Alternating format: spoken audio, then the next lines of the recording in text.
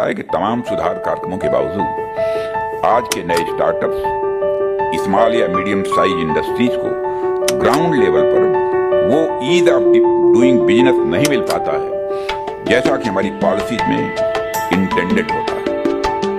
इसलिए मैं आपसे यह भी आग्रह करूंगा कि आप जमीनी स्तर पर आ रही प्रैक्टिकल प्रॉब्लम्स का भी आकलन करिए।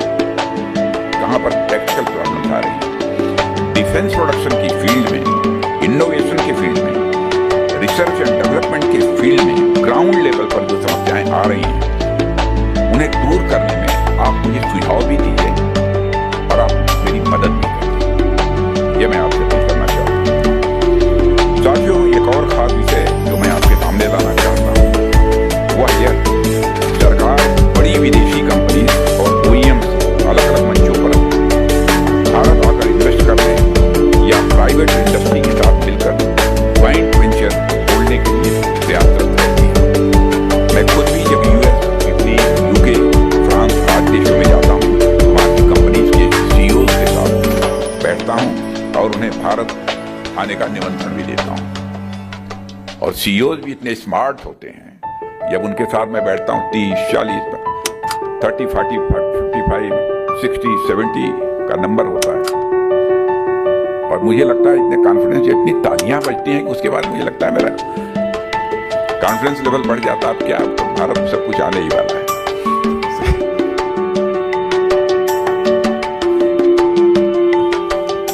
और हम गवर्नमेंट टू गवर्नमेंट लेवल पर तो यह कार्य करते ही रहेंगे, बराबर सिलसिला चलता ही रहेगा। पर मैं चाहता हूँ कि SIDM की फर्म टू फर्म बेसिस पर विदेशी OEMs या बड़ी कंपनीज के साथ कोलैबोरेशन के लिए रोड मैप बनाए जाए। जब हम ट्रांसफर ऑफ टेक्नोलॉजी की बात करते हैं उसमें आपका बहुत बड़ा रोल होता है। आप इस बात को इंश्योर करने में सक्षम हैं यह टेक्नोलॉजी ट्रांसफर कितना और किस हद तक भारत में हो पा रहा है।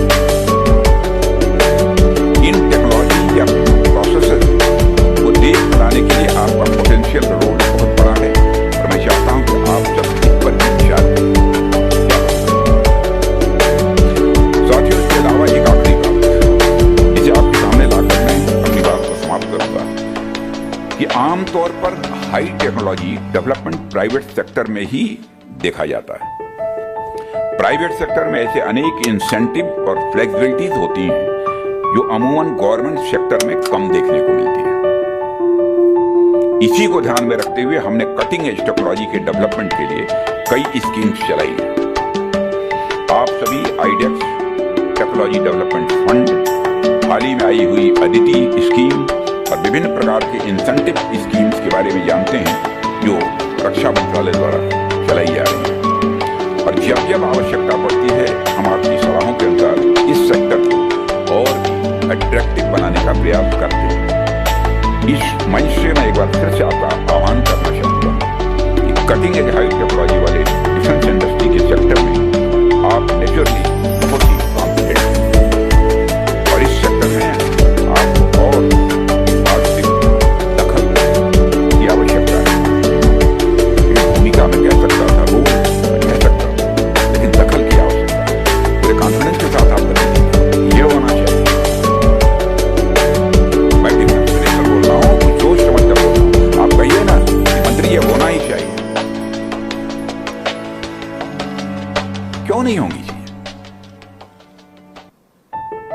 मैं सभी इंडस्ट्री स्टेक होल्डर से आर्टिफिशियल इंटेलिजेंस, साइबर डिफेंस और ऑटोनोमस सिस्टम जैसे एरियाज में इन्वेस्टमेंट को बढ़ाने का आग्रह करता हूं और इस दिशा में हम किस प्रकार से आगे बढ़ सकते हैं इस बारे में भी आप सब विचार करें, चिंतन करें और हमें अपने विचारों से अवगत कराएं ताकि सरकार इस दिशा में आपका सहयोग कर सके।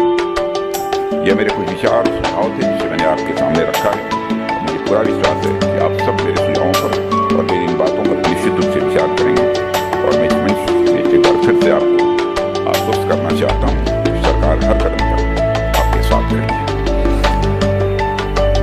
और जो कुछ भी मैंने कहा है यदि वो उचित न हो उसको रिजेक्ट भी करिए, लेकिन बतलाइए हमको नहीं, ये नहीं हो पाएगा, असंभव। आप भी एकदम पे कुछ चुप्पी साधे बैठे रहेंगे और हम निकल जाएगा हमारा भी समय और आप नहीं होना, खुल कर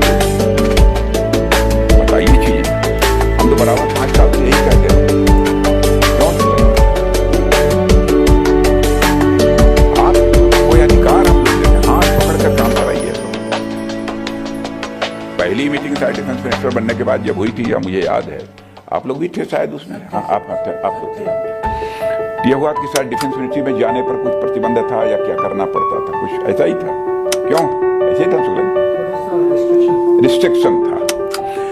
तो मैंने उसी मीटिंग में कहा था जब तक मैं डिफेंस मिनिस्टर हूं यहाँ पर, तब तक जो आना चाहे जब आना चाहे डिफेंस मिनिस्ट्री में आ सकता है, मुझे इसकी चिंता नहीं है।